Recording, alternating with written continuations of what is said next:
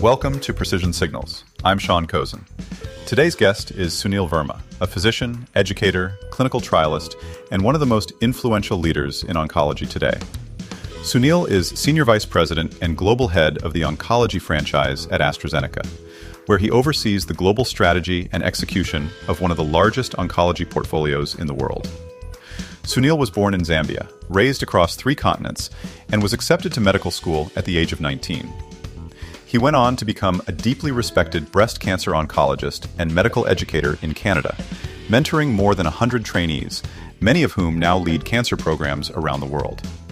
He built fellowship programs, earned a master's in medical education, and then did something that not many career academics do. He left. He left a flourishing academic career to build a new cancer center in Calgary from the ground up. And then he left again, this time to join AstraZeneca, recruited by the late Jose Baselga, who told him they wouldn't just read the textbooks of oncology, but write the chapters together. And that's exactly what they did. Under Sunil's leadership, AstraZeneca's breast cancer program expanded from a single asset into a broad, multimodality portfolio that has delivered multiple practice-changing results, standing ovations at ASCO, and a fundamentally new treatment paradigm for patients with breast cancer. And now, that same playbook is being applied across lung, gastric, ovarian, and other tumor types, all under AstraZeneca's stated ambition to eliminate cancer as a cause of death. In this conversation, we talk about Sunil's upbringing and the foundational values instilled in him growing up across Zambia, India, and Canada. We talk about what it means to build a cancer center around the concept of healing. We talk about the evolution of antibody-drug conjugates from first generation to the frontier of ADC and immunotherapy combinations. And we talk about something I think is really important, the distinction between precision medicine and truly personalized medicine, where the values of the patient are matched with the value of the therapy. That, Sunil argues, is the next frontier. And he makes a compelling case that if we don't get this right, the growing complexity of cancer care could widen the very disparities we're trying to close. Let's step into the conversation and trace the signal beneath the noise. Hi, Sunil. Welcome to Precision Signals. It's great to be here, Sean. Looking forward to our discussion. Great to see you. And before we begin, though, can you tell us about your vibrant background? It looks very interesting. So it's really interesting, Sean. Now looking back, grew up in 4 different countries. Certainly, I was born in Africa, in a country called Zambia. My dad was engineer working there at that point. So the first 6 years of my life, I was there. And then we moved to India, where the first, foundational years of my life really happened in schooling and education. And then I was there for about 6 years. Then we went from plus 40 degree weather to minus 40 degrees Celsius in Calgary, Alberta. Beautiful, scenic, but also incredibly cold. And then I did most of my studies in Calgary at the University of Alberta and then Toronto. And now I'm in the US. Well, that's amazing. That vibrant background matches the vibrant picture you have or painting you have, the background behind you. I know what it is, but can you tell folks what the painting is? So this is, I think it just sort of, it's the mixture of, diversity and backgrounds that bring us all together. A reminder of what we represent and where we've come from and where we're going. It's actually an original painting by my mother-in-law. We have a series of these paintings around the house. She's an incredible artist. Thankfully known to us that she's an incredible artist, not the rest of the world. So she creates art just for us. So now that the secret is out, maybe she's going to get requests for many other people as well. But we're very fortunate to have her art decorating our home. That's wonderful. For those interested, contact Precision Signals. We can be the broker. Sunil, kidding aside, so it's amazing that you were in basically 3 continents before most teenagers finish middle school.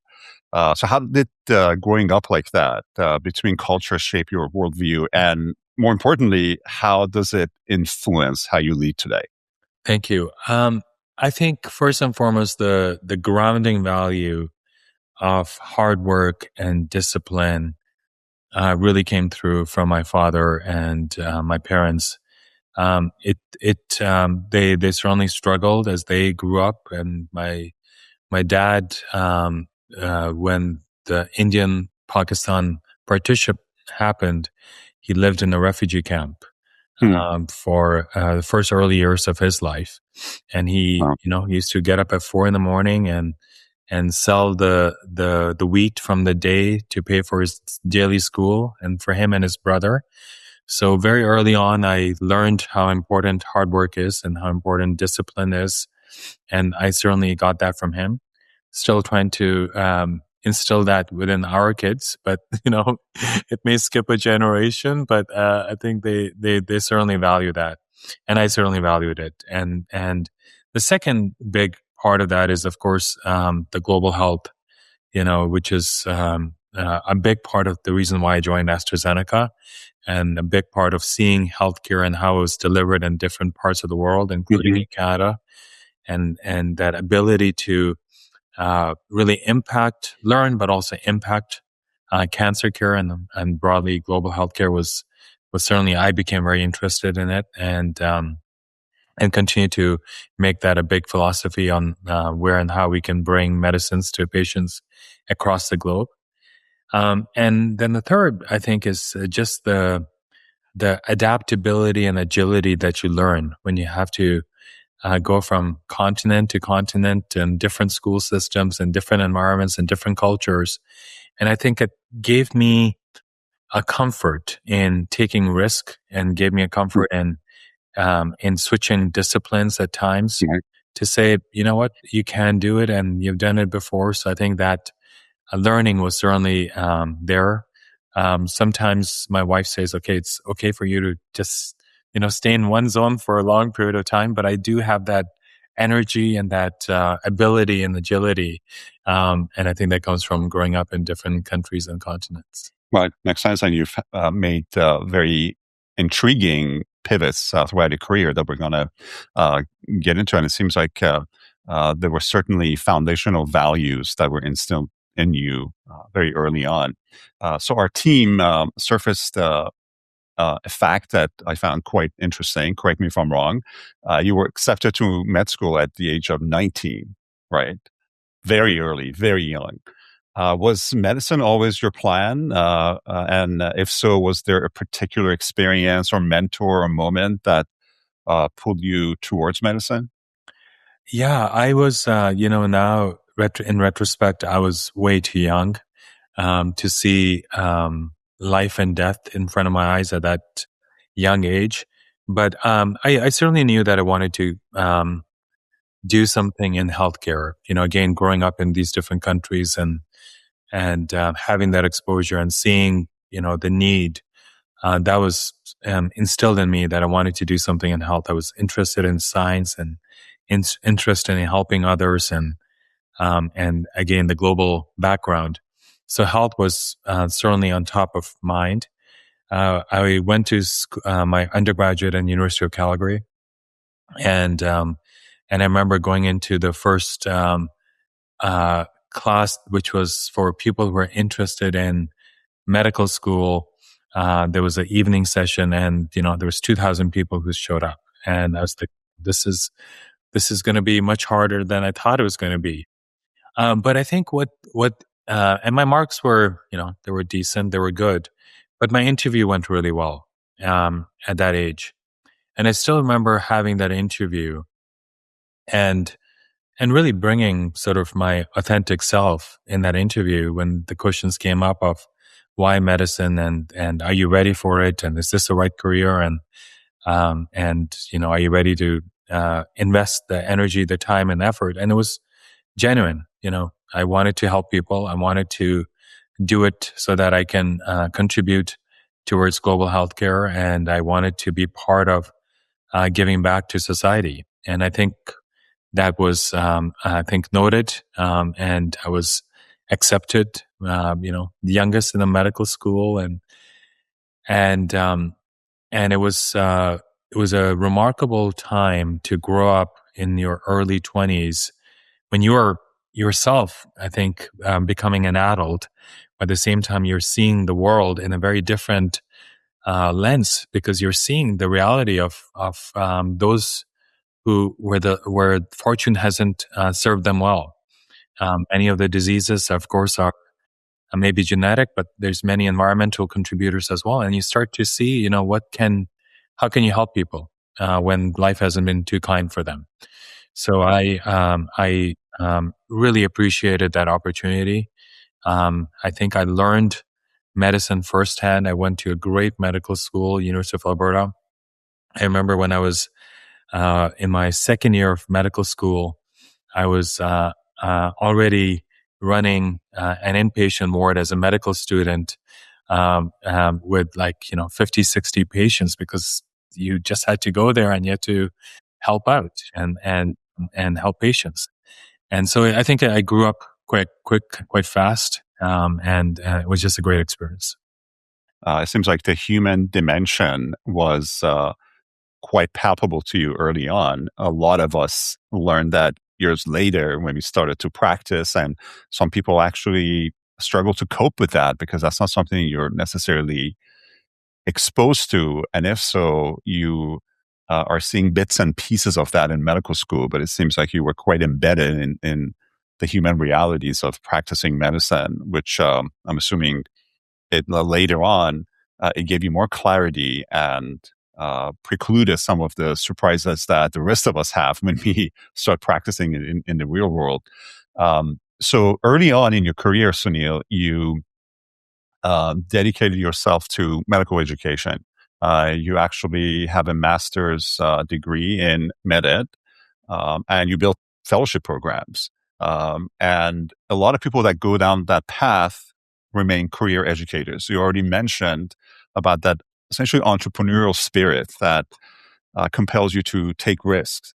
Can you walk us through the pivot that you made from education to becoming one of the most influential clinical trialists in breast cancer? Thank you, Sean. I was inspired by the ability to teach and have an impact on how you teach and how you relay information, not only to fellow peers and students and residents, but also to patients. And that ability to impart knowledge, I think goes back to my foundational years. In India, when you take a look at sort of the hierarchy that exists in the culture where I grew up, the hierarchy was God, guru, and then parents. And guru is your teacher. It's how you learn and how you learn from them and how you revere them. And that, I think, acknowledgement of how critical that is, I think, was part of the early, I think, seeds of importance of education. And then when I was doing my medical school, I came across a few great mentors. Dr. John Mackey, who's a breast cancer oncologist, who was very early, helped shape my career, and Martin Palmer, who was Associate Dean of Education. When I saw these masters at their work of how they teach and how they educate, and I became really passionate about, can I be a very good teacher in order to impart this knowledge so others can also do their job much better, again, with this global health in mind. And my mentor, Dr. Palmer, at that time said, the best way to be an educator is to really learn the craft. So I looked at different programs, and there was a great program of Master of Medical Education at the University of Southern California. Any reason to go to Los Angeles in winter when you're in Alberta is a great reason to also do a program. But I did that program, and while it was really good from how to be a great educator, I think what was also amazing, the second year of the program was, in order for you to be a great educator and a great change agent, you have to be a great leader. And I started really learning about leadership and how important leadership is, things that we don't get taught in medical school, but how important leadership is in leading others and educating others and helping to be an effective change agent. And I think that knowledge through those years, I think came to great benefit as I took on greater leadership roles through my career. Yeah. Well, you've certainly had a lot of impact on generations, I should say, of physicians. You've mentored, I would say, more than 100 trainees, and many of them are now leading major programs around the world. So what do you, Sunil, look for in people that you choose to invest in as a mentor? And how do you think about mentorship today at this stage of your career? After having really benefited from great mentors, and I highlight some of them, and also when I moved to University of Toronto at Sunnybrook, I had doctors Pritchard, Trudeau, Clemens, amazing teachers, mentors. And I think what makes the mentee mentorship dynamic really incredibly fruitful is that not only are the first part is really recognizing that someone has even before they recognize it themselves. So you see that capacity, you see that ability in someone, and then you know that's in them, and then you help it uncover it together with the work that you're doing. And that's, give me the greatest joy and the most gratification in recognizing that. And I saw that in many of our residents and fellows who came through from around the world when we were establishing this interdisciplinary fellowship. So I think recognizing something that's in someone and really helping them rise up to do that. And I'll come back to the point because a great leader did that to me once that I think I still, remember every single day. And I think the second thing is really learning from them. I think being challenged in how we think about the world and how we think about our paradigm. And I think having mentees and the young generation around you, they help you widen your aperture as well. And I think that's really critical. And I surround myself with people who help me challenge myself. I'll give you a quick anecdote because this was last week.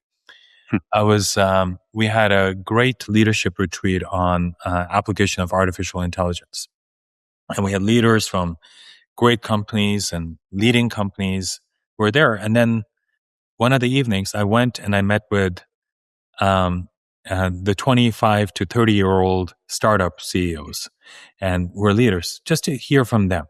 And it was great to sort of have that balance. And I think in medicine, we take it for granted, but I think it's a great opportunity when you're surrounded by the residents and the fellows that not only are imparting your wisdom and your knowledge and helping them rise up, but you're also being challenged in looking at the world in very different ways. And I think that ability to be surrounding yourself with people who disrupt your thinking is really critical. I certainly had that experience last week, surrounding myself with this AI leaders of the future leaders of the world. And I appreciated that also as I was training in residents and fellows as well.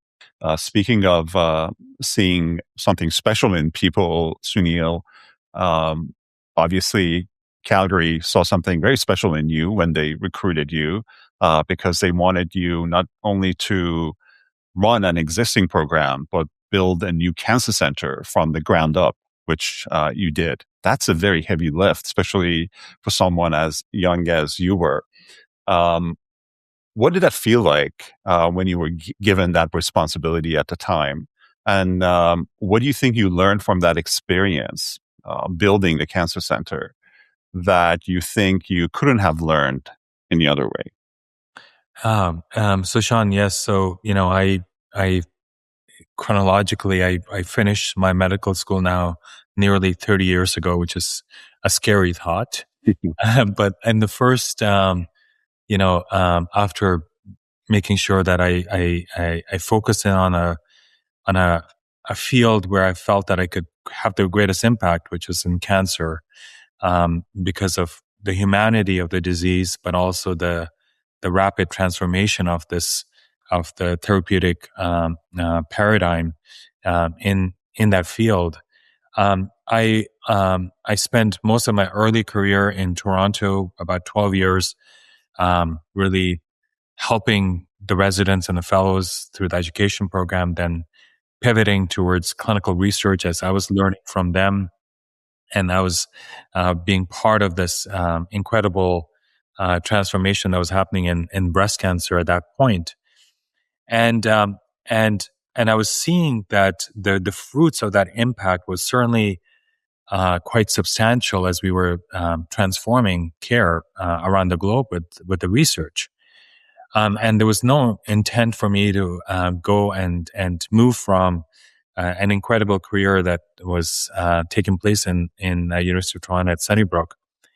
But then an opportunity arose where the dean of the medical school at that time and the vice dean, they reached out to say there's an opportunity for me to go to Calgary, a city where I grew up. And they said, we have a great opportunity for you to be the medical head of the cancer center, the Tom Baker Cancer Center, but we're also building a new cancer facility.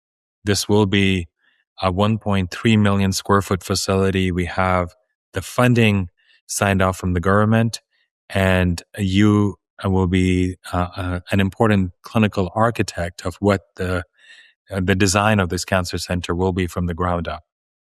And this was a very tough decision. On one hand, we had young kids at that time, and my wife is from Toronto, and my career was in Toronto, and Toronto is a well-recognized, world-class institution, and my breast cancer career was going very well. To certainly pivot to going into a smaller city, Calgary, but a city where I grew up, and a city where my parents lived, and a city where I had an opportunity to build something that could help the care of cancer patients there for decades to come. And it was a big decision, but it really was, the calling was there that I could be part of a team that was going to help build something for the future. And I could give back to the city that gave so much to me.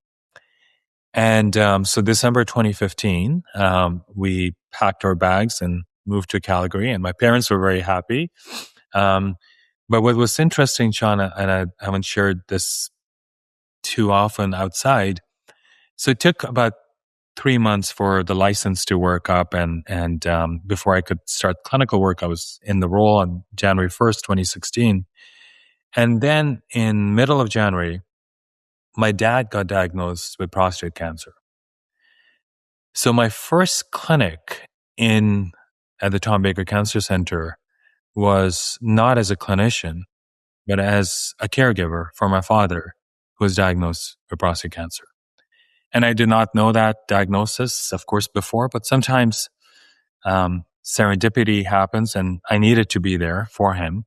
I needed to be at that cancer center, not only to help lead the cancer center, but also to be a caregiver for a patient who is benefiting from the care at the cancer center. So I learned a lot from his journey. I learned a lot from what it takes to lead a cancer center and see a patient through their journey across.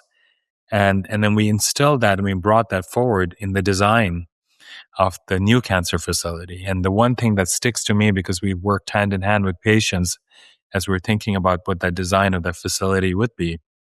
And the one word that the patients encourage us to think about when we're designing that cancer facility was the word healing. They said, we want to come into a facility that not only gives us hope and we can see research happening and we can see great clinical care, but we want to come in where we can feel that we're going to be healed. And that was a principle that we taught and we encouraged and facilitated in the conversations and design with the builders. And I'm so very pleased that just this past year, that facility is now open for patients And my dad is doing very well, and he had a great care and had a great outcome. But it was such a privilege of my life to be part of something like that. That's amazing, Sunil. Thanks for sharing that. And you had remarkable impact when you were at Calgary, and a few years after you joined, you got a call that I'm assuming was kind of unexpected from the late Jose Baselga, who many of us knew and highly respected. Tragically, he died at an early age of 61 in 2021. So he was at AstraZeneca at the time. And what we found out through our research publicly was that he called you and told you to join AstraZeneca to rewrite cancer textbooks. That's not a very small promise. And what was it about him and about that moment, Sunil, that convinced you to leave your academic career for AstraZeneca? Yeah, I miss Jose dearly, Sean. I think about him certainly daily, if not more often, through the course of the day. Jose had this incredible vision. He had a vision to bring precision oncology at a pace that is unprecedented. He had a vision to really disrupt how oncology development happens, how drug development happens, how drugs reach more patients. And he also had this incredible, uncanny skill to go deep in your soul to get the best out of you that you didn't realize you had.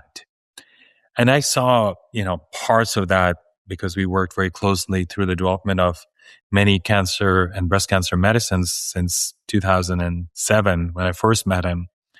And through his journey at MGH and Sloan Kettering, wherever he went, he used to call me. Like, Sunil, what about hair? Would you ever consider hair?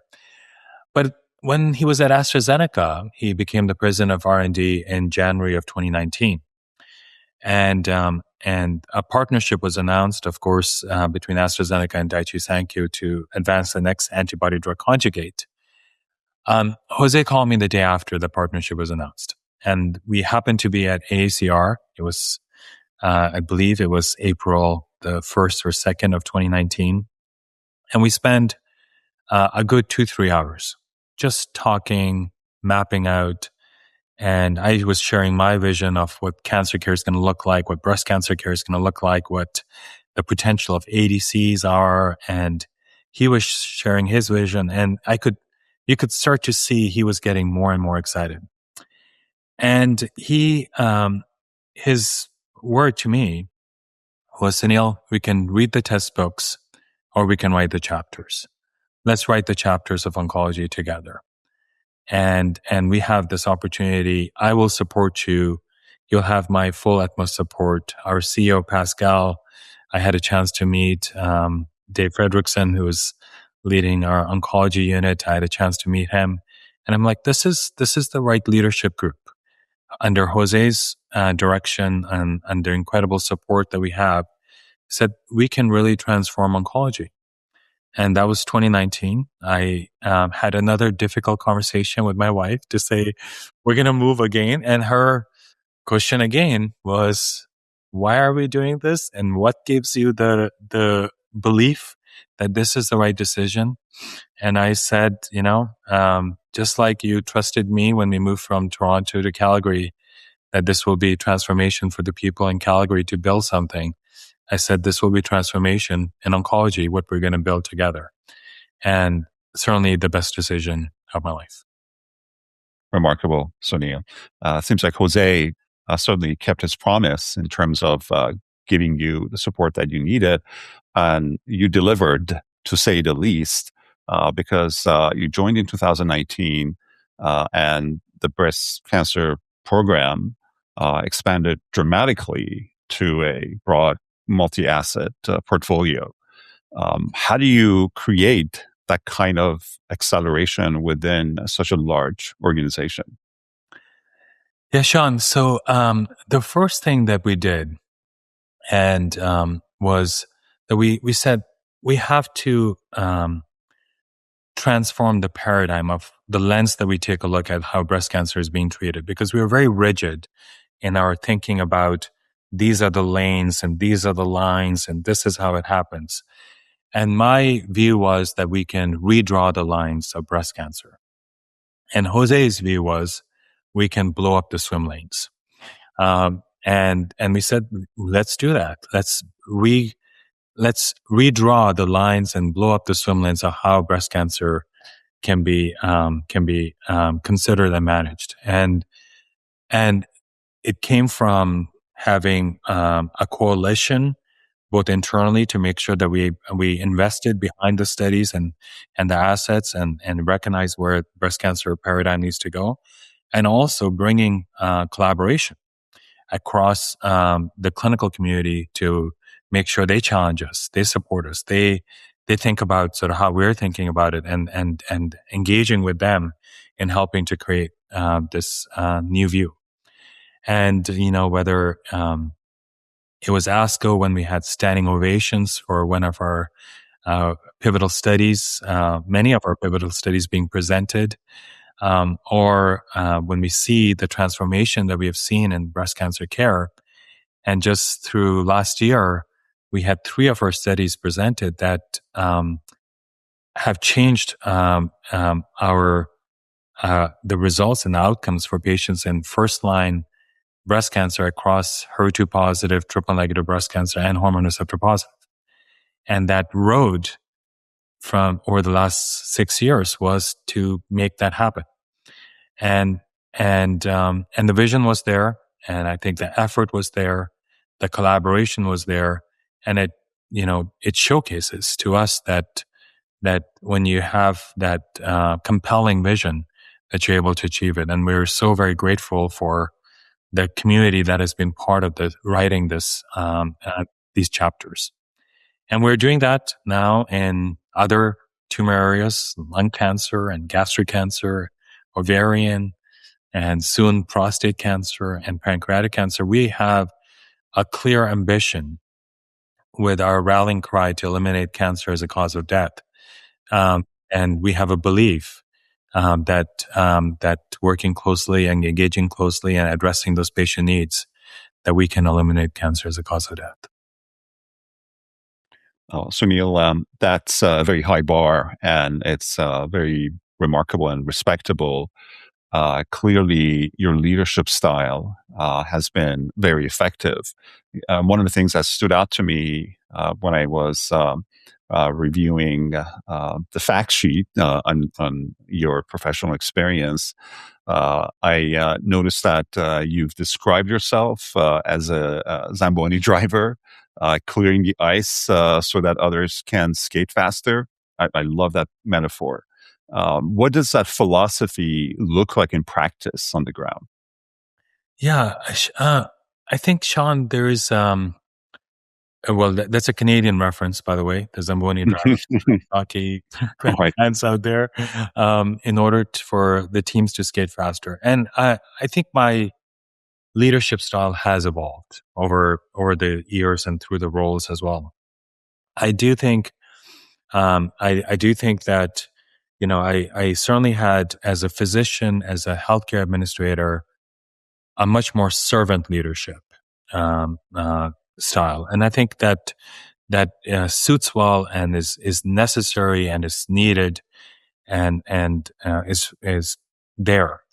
I think over the last sort of 3 to 5 years, I would describe my leadership style to be more an altitude leadership style, where you need to be able to be on the balcony, to be on that 30,000 foot view, to really showcase where the vision is, what needs to happen, and what that strategy is, and what that transformation is going to look like, and then you need to be able to be there in the details, learning from each and every patient that is on our clinical trial or benefiting is on our medicine, to make sure that we're learning from that patient.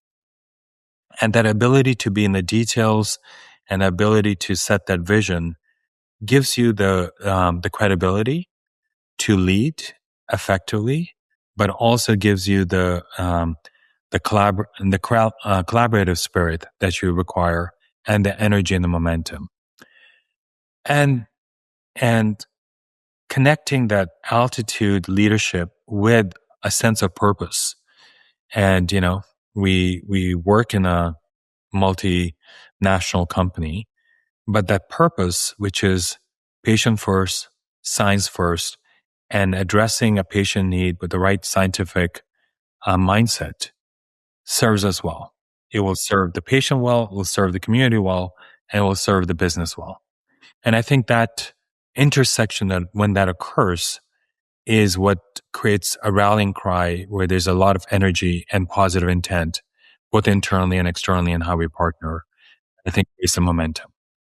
So I would say that leadership style that is driven by purpose, that can highlight the vision, that can help to showcase what's possible.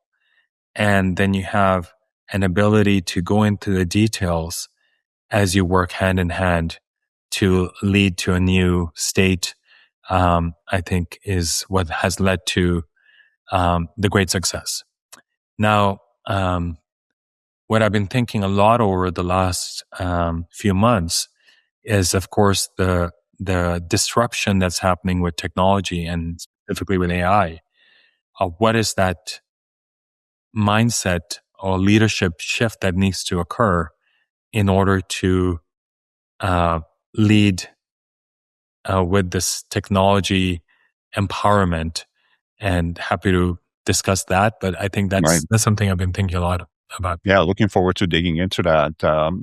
These are special times for sure. The technological innovation that we're facing is unlike anything else that we've experienced in human history. And I don't think that's hyperbolic to say. So it impacts every facet of what we do. And this is just the beginning.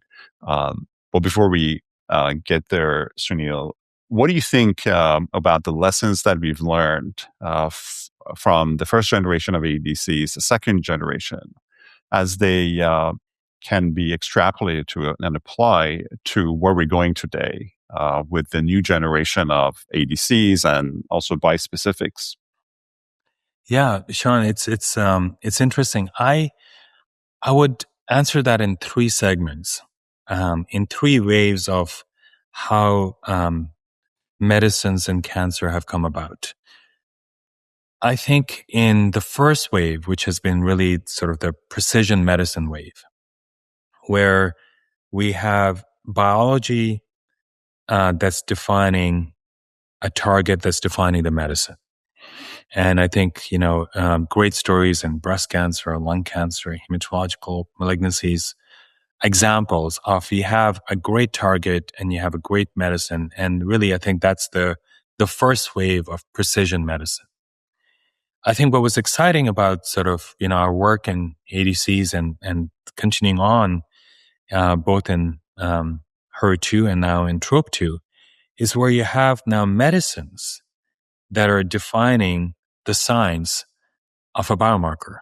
We're coming up with new paradigms in not understanding the drivers, but really the entry points within the cancer cell to allow for these ADCs to come into the cancer cell. So you have the medicines that are defining the science and the biomarkers.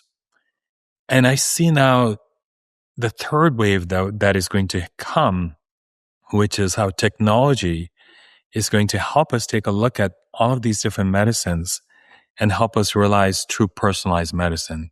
So to say this is the right medicine for this specific patient, using multimodal data sets and algorithms to have the confidence for the patient that you're getting the right medicine. So I think that we're in the second wave right now. We're in the second wave of having great opportunities with our antibody-drug conjugates in combinations with other classes of drugs, including immunotherapies, that is unlocking the limitations that we had with traditional chemotherapy, where we can truly give more synergistic options for more prolonged period of time. So you have maintained cell kill, you have greater expression of new antigens, you have greater ability to have depth of responses that are enhanced by immune therapies Mm-hmm. that are hopefully going to lead to transformational benefits. And then you have this wide range of medicines. And the question then starts to become is how do you use these medicines? So we are doing a lot of work in computational pathology and digital pathology to help come up with the right signature for the ADCs. And I see that extending to the next wave of AI-based efforts in order to have greater computational power to help personalize therapy. So I'm really excited. I was talking about this trip that we had to San Francisco actually I've been to San Francisco 3 times in the last 2 months. Oh. It's the ability for us to intersect technology with the incredible power of our medicines to help personalize care is what I think the next frontier is. And we are really thrilled to see how we can bring even greater value to patients and health systems by bringing more transformative medicines and also better predictive tools. Right. There's a lot to unpack there, Sunil.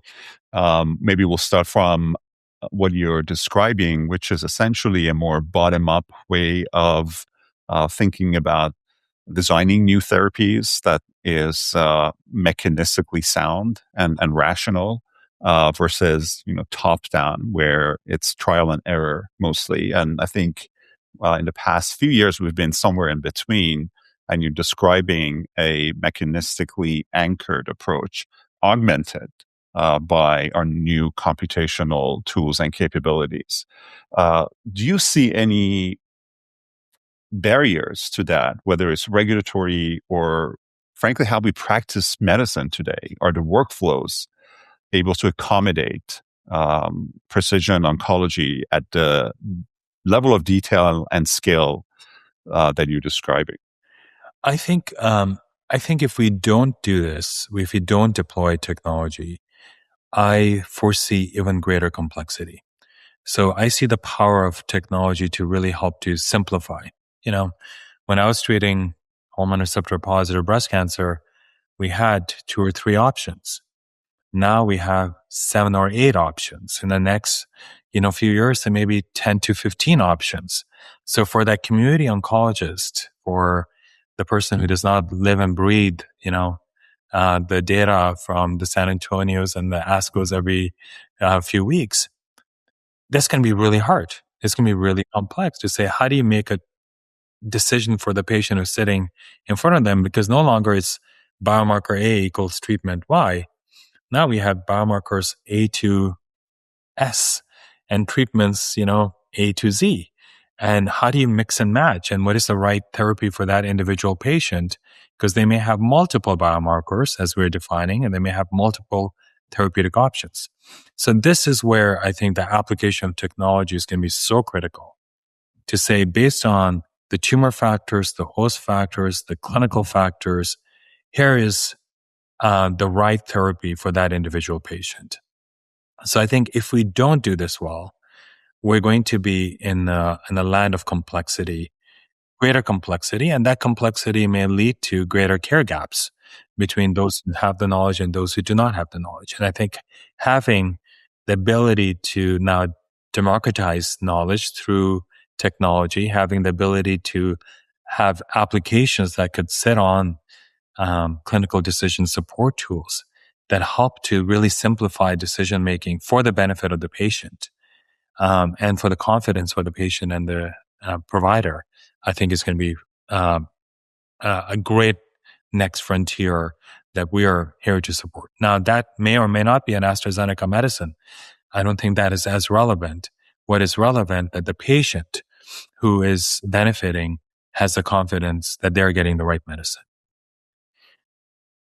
That's a great point, Sunil. I think the complexities that we will face if we don't commit to making some of the structural changes that are needed to bring these precision therapies to patients can lead to irreversible inequities in how we deliver care. It seems like we might be at an inflection point today where the decisions we make perhaps in the next 5 years will set the tone for the next 50 years. What are the nodes in that paradigm that you think are the most important to focus on? And how can technology help us get to the place that you described? Yeah, so I was recently pondering about this question, Sean, and the way I looked at it is I looked at it in four sort of waves that have happened. So I think if we take a look at just the way clinical provider relationship has evolved, there's been a lot of work that we have done, which has really been sort of physician-driven, physician-led paradigm. And, I would say that sort of in the initial wave of the 90s was like IQ. It really depended on the physician to know it all. And then I think we went into sort of this wave of drug development and clinical care, which was like it's a much more empathetic. You understand the patient values. What is it meaning for patients, and how is it that how do we have the shared decision making, the EQ aspect of sort of delivery of care and leading. And then I think the last 2 decades we've seen the partnership, the collaborative quotient of how we work together between life science companies and health systems in order to advance clinical care. And we've made tremendous strides because of that partnership. And I call it the CQ. And the next big wave is what I call the AI IQ, which is the artificial intelligence integration quotient. And what we need to do in the integration is not only look at, okay, how are we going to integrate AI in, a patient journey? How are we going to integrate AI in electronic health records? How are we going to integrate AI in drug discovery? How will we do that in how we think about sort of evidence generation? We have to start to think about is how do we take a look at the whole end-to-end continuum so that we have tools and an ability to really talk to each other.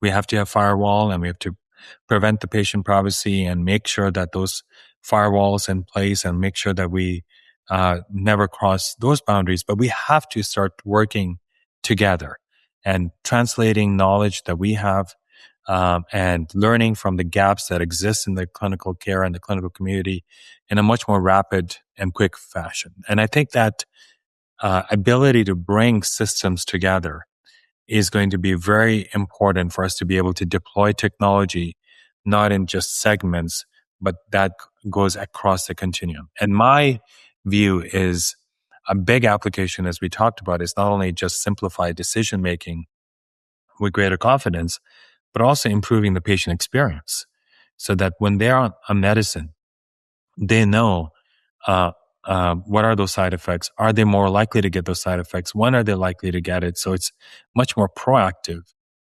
assessment. I think we have not done as great an effort in helping to improve the patient experience as we can.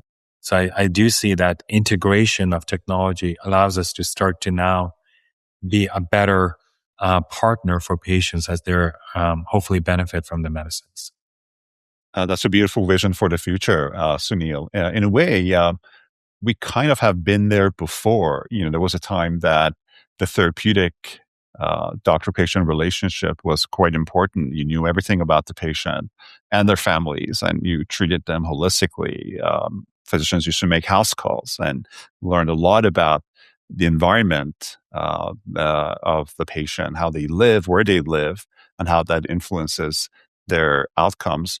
We moved away from that. Things became transactional, we became hyper specialized, and that's a more recent phenomenon. When I went to med school, my specialty, thoracic oncology, didn't even exist. And I had no intention of becoming a thoracic oncologist.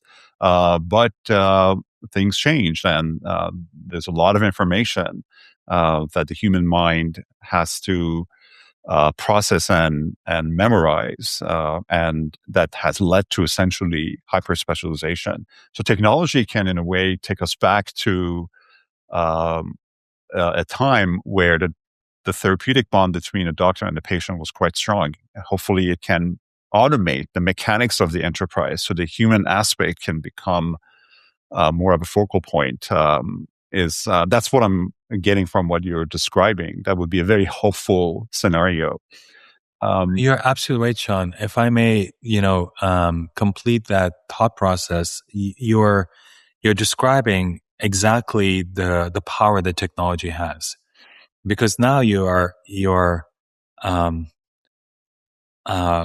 unleashed not by the EHR system that may pull you towards a record keeping exercise, but EHR system that allows you to spend more time with the patient, to have exactly the value-based discussions that define our profession.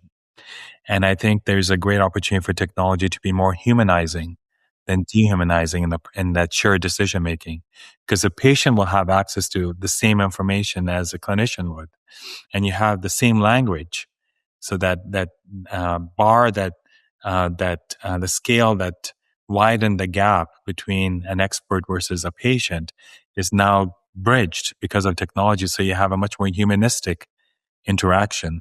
And it also reminded me, as I sort of reflect back to the question that you asked about my journey in medical school, when I was doing my geriatric rotation, the geriatrician used to visit old homes, and he would take buses, city bus, to go visit these old homes. So me as a medical student, we would take buses together. And I asked him one day, I'm like, why are we taking these buses? And he goes, the only way we can learn about our patients is if we live in their communities and are part of these communities. And taking a bus and going to the old home where they live, we're being part of their community and we're learning how they and who surrounds them. And I think we have to take technology as a vehicle to relate back to patient to where they are. Right. Absolutely. Do you think this is a collective responsibility? Because it seems like a lot of different factors have to align correctly for us to realize that vision that you've outlined.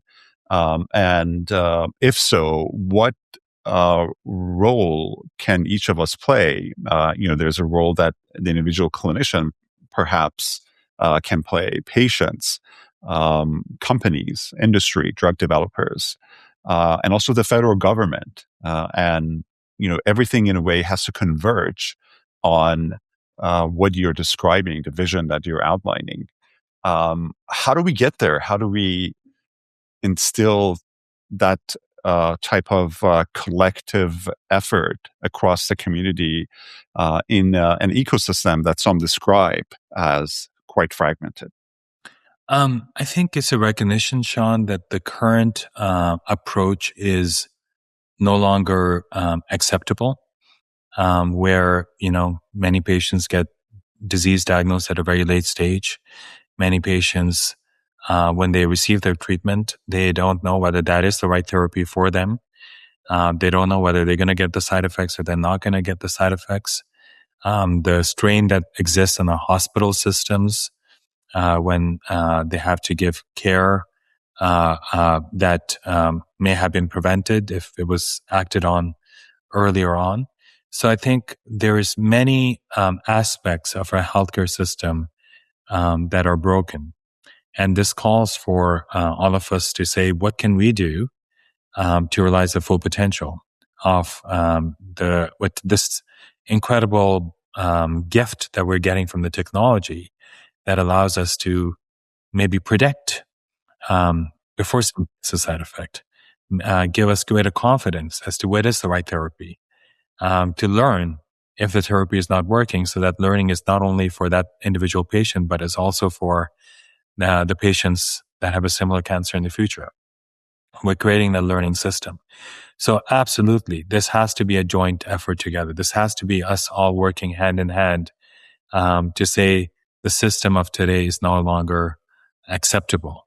And if we're really going to transform and aim for a new future where cancer is no longer a cause of concern, a cause of death, we have an opportunity to do so. I think we have the medicines that will get us there, but now we need to apply the right steps to make sure those medicines help the patients at the right point.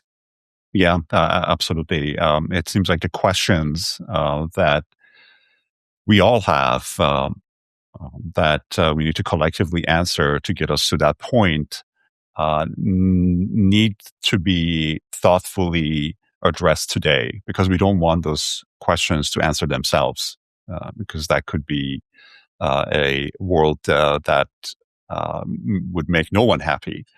And I completely agree. And one way to think about that is that we have a once in a lifetime, once in a generation opportunity today to ask the right questions and to collectively address them, because the alternative, frankly, would not be desirable, to say the least.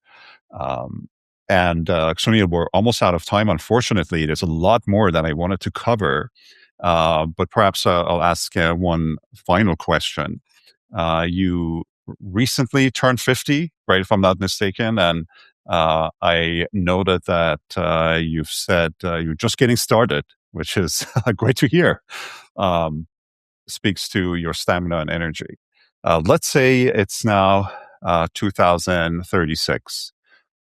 What is one thing that you hope will be true about cancer care and research in 2036 that is simply not the case today?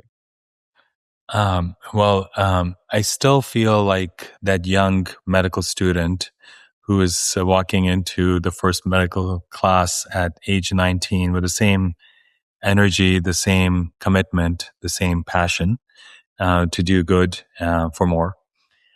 So I hope that still exists at age 60 and 2036, that never goes away. And I think, if I can imagine a future where a patient is sitting in front of a clinician and the clinician is able to say, Ms. Smith, there's 15 different new therapies which have been developed and approved over the last, 10, 15 years. But this is the right therapy for you, because we've seen many other patients like you, and based on, intelligence IQ X test that we have done, we have said this is the right therapy. But what's valued for you? What is the most important thing that's most valuable for you in your treatment decision making? And Ms. Smith says, these are the things that are very valuable. I need to be able to do my work. I need to be able to continue to work for the next 15 years. I need to make sure that I see my kids graduate, but I also want to make sure that I'm able to look after my elderly parents, and it's not too fatiguing and it's not too disruptive. And those values and that power of the efficacy are then matched to make sure that the treatment is really right for that patient. That, to me, is a realization of personalized medicine. When the values of patients are matched with the value of the medicine. And I think we can get there by 2036 if we do a better job in learning and understanding the patient experience and their values, and also doing everything we can to bring more transformative medicines. And when that match occurs in 2036, I think that'll be a great run. That's amazing, Sunil. What you're describing is going from precision medicine, which is a lot of the focus in the lab, understanding tumor biology, to personalized medicine, thinking about patients holistically. Absolutely, Sean. That to me, I think, would give me a great perspective to say we are finally meeting the patients where they are. Sunil, thank you so much for your time. This was a fantastic conversation. I really enjoyed it. Thank you, Sean, for doing this.